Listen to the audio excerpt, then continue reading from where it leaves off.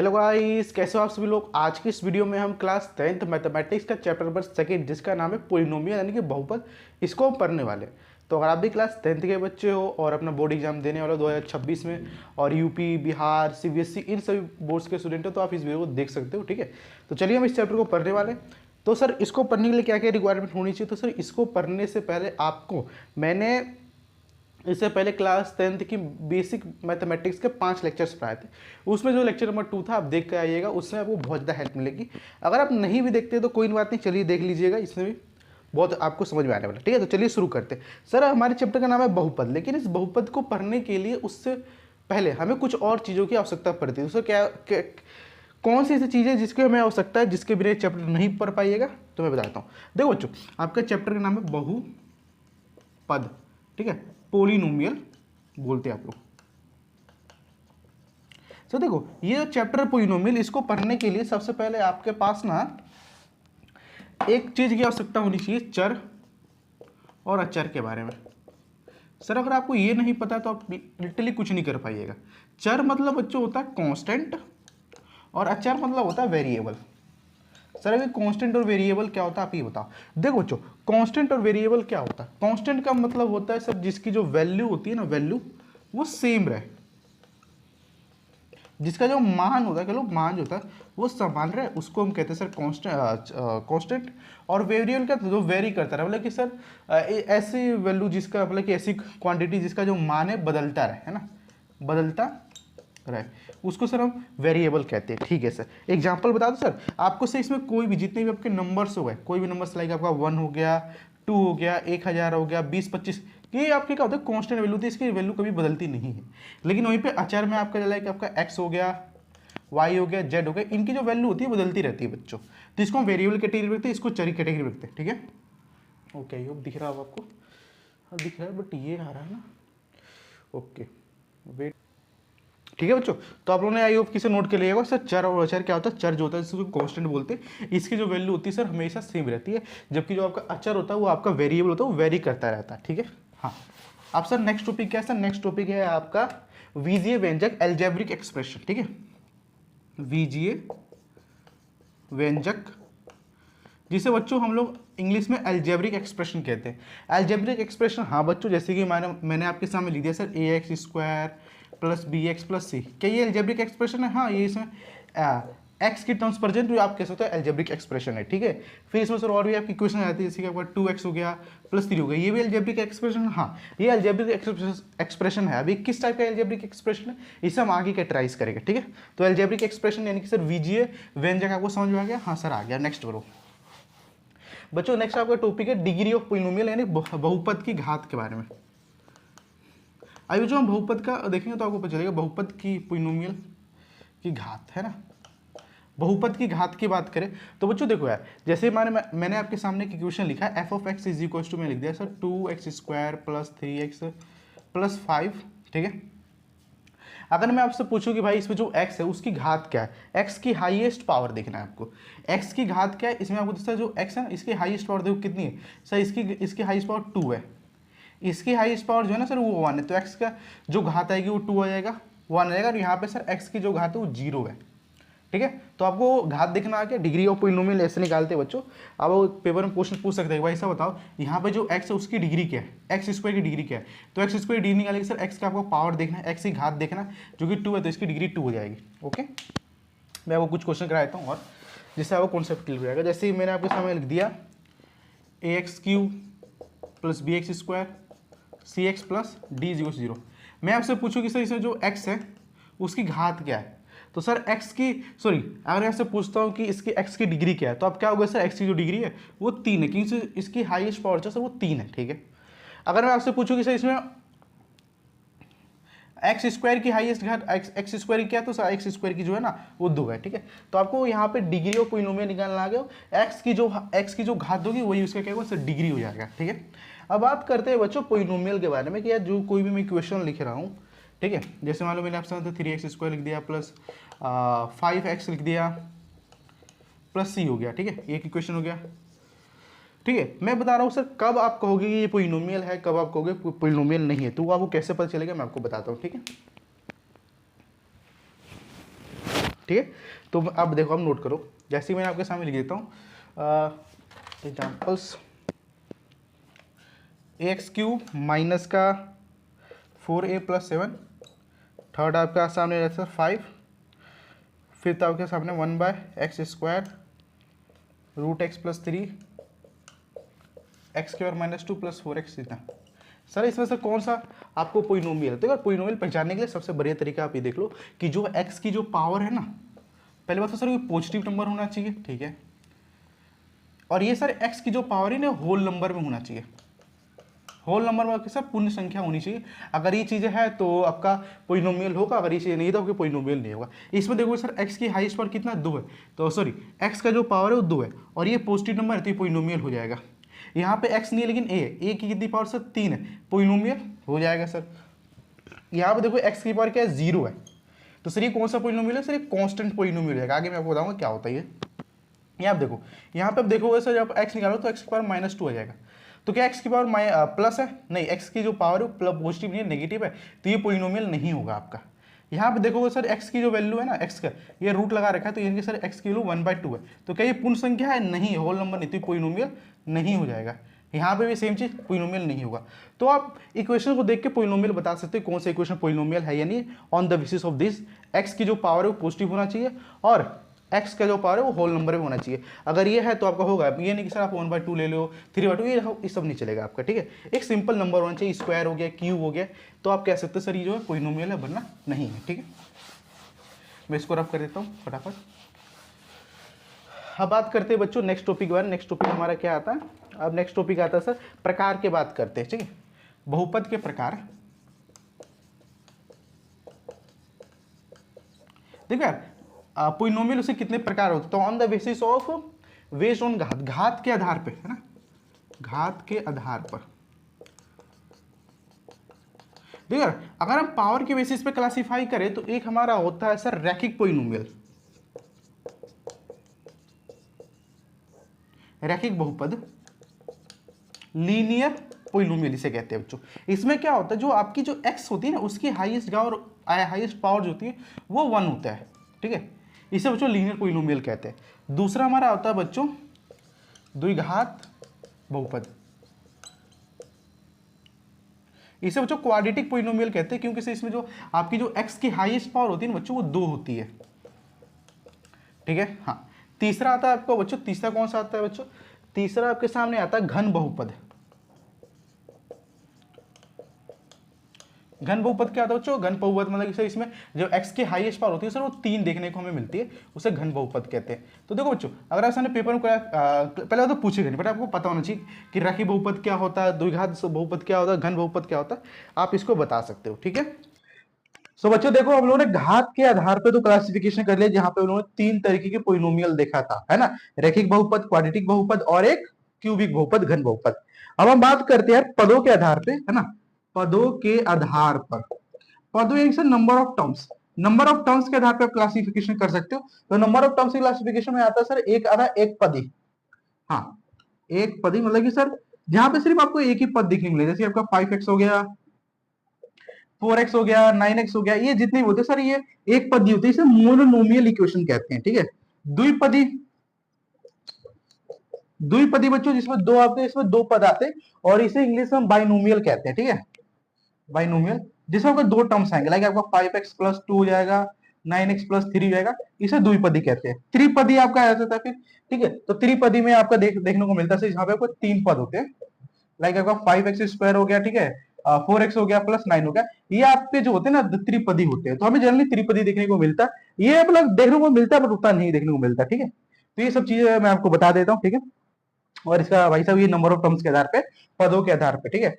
अब पद कौन से होते हैं सर, ये जो है इस आपके पद होते हैं, इसमें एक पद है, एक पद है, एक पद है, एक है, दो है, दो है, ठीक है, एक है, दो है, इसमें एक है, दो है, तीन है, तो इसे त्रिपदी कहते हैं। तो ये सब चीजें मैं आपको बता देता हूँ, ठीक है। अब बात करते हैं बच्चों इस चैप्टर का सेकंड पोर्शन, जो कि आपका बहुत ज्यादा इंटरेस्टिंग पोर्शन होने वाला है। तो चलिए शुरू करते हैं, बात करते हैं सर कांस्टेंट पोलिनोमियल। हाँ एक पोलिनोमियल होता है जो कि आपको पता होना चाहिए, कांस्टेंट पोलिनोमियल क्या होता है, ठीक है। कांस्टेंट जिसे हम बोलते हो तो क्या बोलते हैं, कांस्टेंट को बोलते हैं सर यार कांस्टेंट क्या कहते हैं हिंदी में, मतलब ये आप कह लो कि अचर पोलिनोमियल, ठीक है, नहीं चर पोलिनोमियल, ठीक है, चर बहुपद। चर बहुपद क्या होता है, जिसमें जो x की जो हाईएस्ट पावर होती है सर वो जीरो हो जाती है, इसे चर बहुपद कहते हैं, ठीक है। आपको ऐसे दिखने को मिल जाएगा, फिर आपको 7x की पावर जीरो जाएगा, फिर 5x की पावर जीरो प्लस 5 जैसे जो दिखने को मिल जाएगा, तो इसे हम बच्चों चर बहुपद कहते हैं, ठीक है, चर बहुपद इसे हम लोग कहते हैं।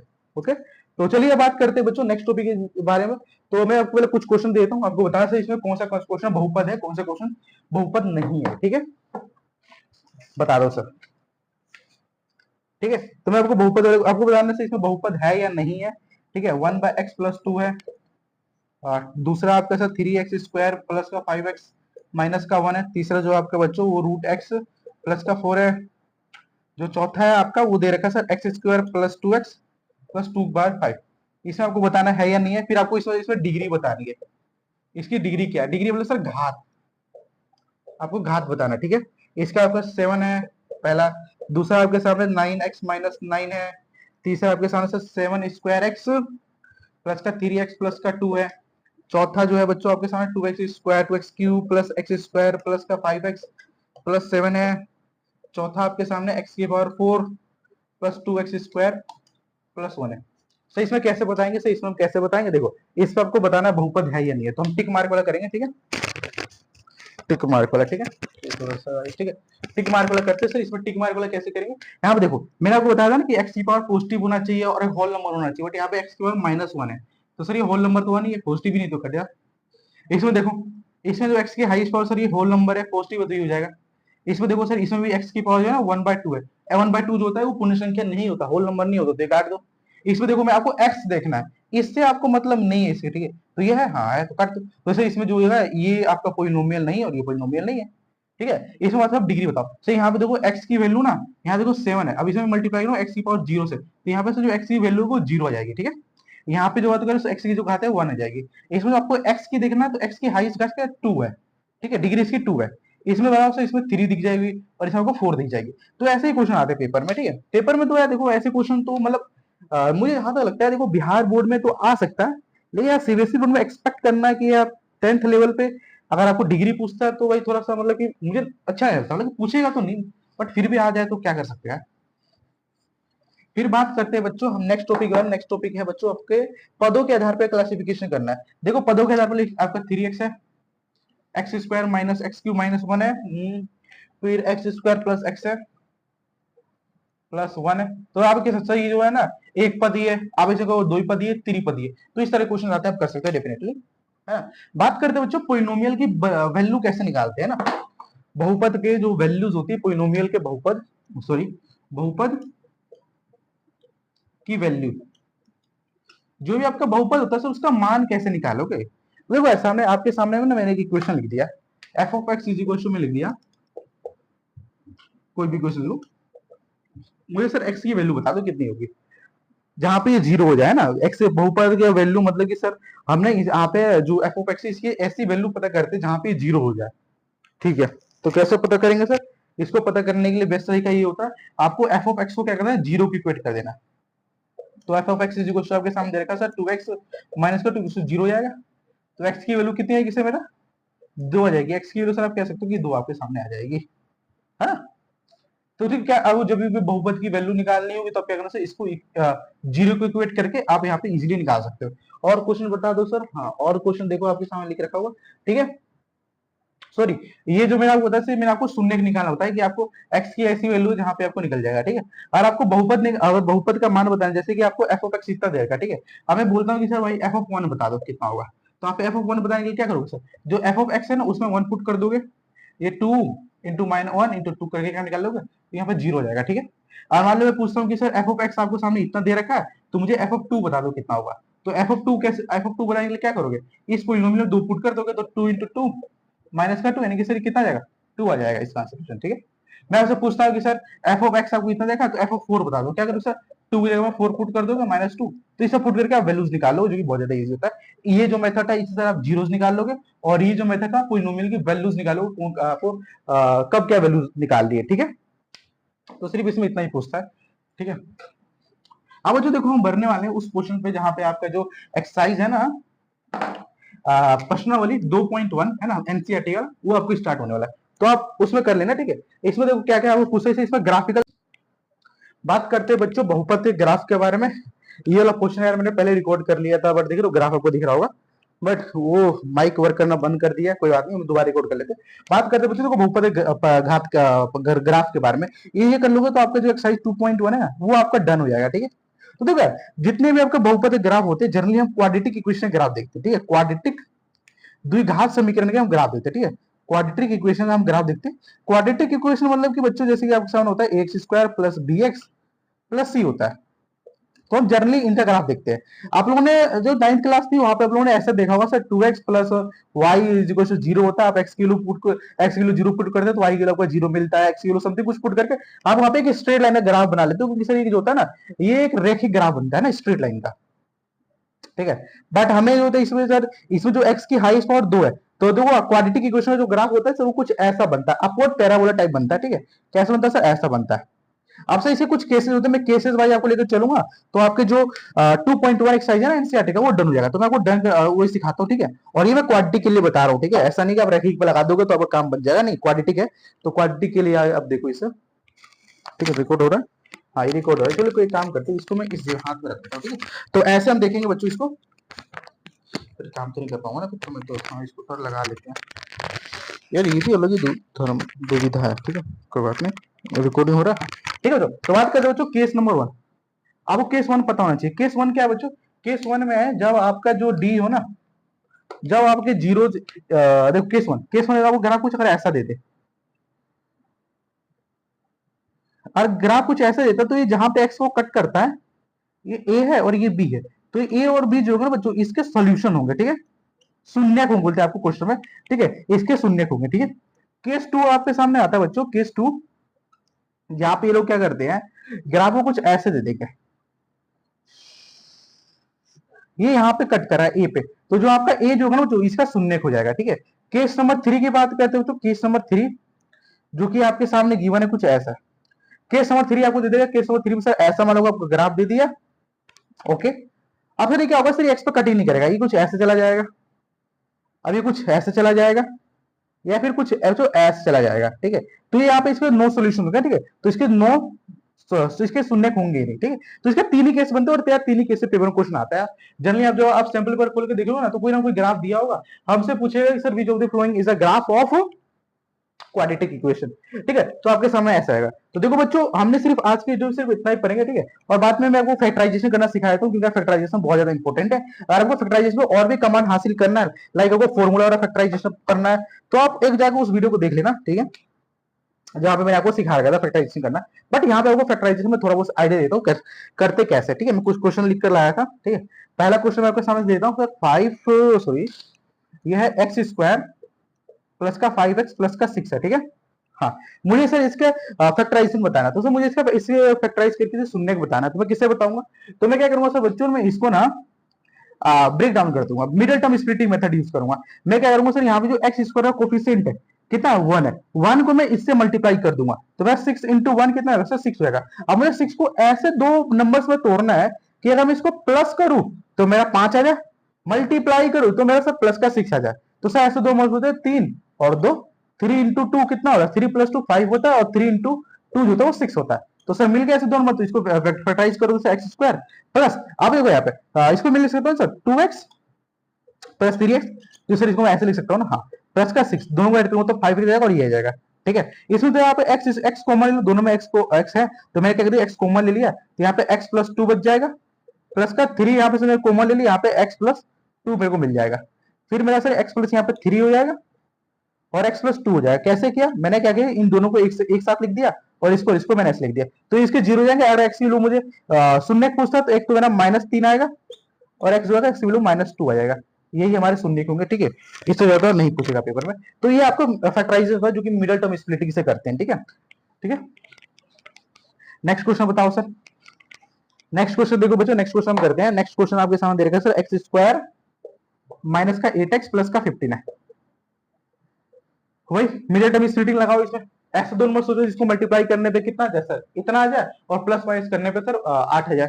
तो क्या क्या कर सकते हो, अब अगर ऐसे सोच देता हूँ 15 का करो एलसीएम ले लो, तो इसे 5 इसे 3 से काटो उसे 3 5 5 3। अभी दो पॉसिबिलिटी है, आप 3 × 5 कर सकते हो तो आपका 15 आ जाएगा, लेकिन 3 + 5 करोगे तो आपका 8 आएगा, बट आपको 8 नहीं -8 चाहिए, तो आप माइनस दोनों कह रहे हो, माइनस माइनस आपको पता चाहिए, माइनस माइनस प्लस होगा तो 15 आ जाएगा, और यहाँ पे 3 -3 -5 -18 आ जाएगा। तो अब इसको थोड़ा सा ब्रेक डाउन कर लो, ये जाएगा सर x² माइनस का 5x, ठीक है, माइनस का 3x प्लस का 15।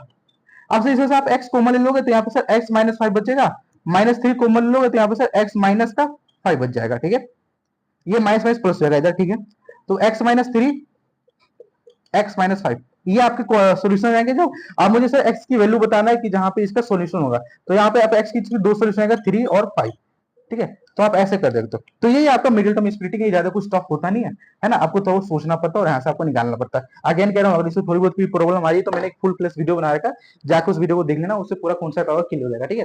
फिर मैं आपको और क्या था, हाँ, फिर आपको कुछ क्वेश्चन देता हूँ, क्वेश्चन करके लाना, तो x² माइनस का x माइनस का 12, ठीक है। हाँ, दूसरा फोर्थ क्वेश्चन है सर आपका 2x² प्लस का 6x प्लस का 3। फिफ्थ है सर आपके सामने 3x² माइनस का 14x माइनस का 15। सिक्स क्वेश्चन है बच्चों आपके सामने, सिक्स क्वेश्चन है सर 6x² माइनस का x प्लस का 2। ओके, हाँ, कोई सी भी क्वेश्चन आपको डाउट हो तो बता देना, ठीक है, कोई भी मतलब कुछ भी प्रॉब्लम हो तो आप इंस्टाग्राम पे जाकर पूछ लेना, मैं आपको डाउट बता दूंगा, ठीक है। बाकी आई होप कि इसमें कोई आपको दिक्कत ना हो, फिर भी दिक्कत आती है तो एक बार जाकर उस वीडियो को प्रेफर कर लेना, मैंने 15-20 मिनट की वीडियो की मैंने पूरा फैक्टराइजेशन सिखाया, फॉर्मूला भी बताया फैक्टराइज कैसे करते हैं, है ना। आपका एक श्रीधराचार्य फॉर्मूला होता है कुछ, x होता है -b plus minus √d upon 4a होता है ना, 2a होता है, सॉरी, आपके सामने ये फॉर्मूला होता है। हाँ, इस फॉर्मूले से हम कर लेते हैं, तो आप इस फॉर्मूला जाकर देख लेना, ठीक है, बाकी फैक्टराइजेशन करना आपको आता होगा, ठीक है। तो हम इस वीडियो को यही पेंड करते हैं, ज्यादा बड़ी वीडियो ना हो, ये आपका SW करके आना कल, ठीक है, डिस्कस करेंगे क्लास में। तो चलिए हम मिलते हैं किसी नेक्स्ट टॉपिक के साथ, तब तक के लिए जय हिंद जय भारत।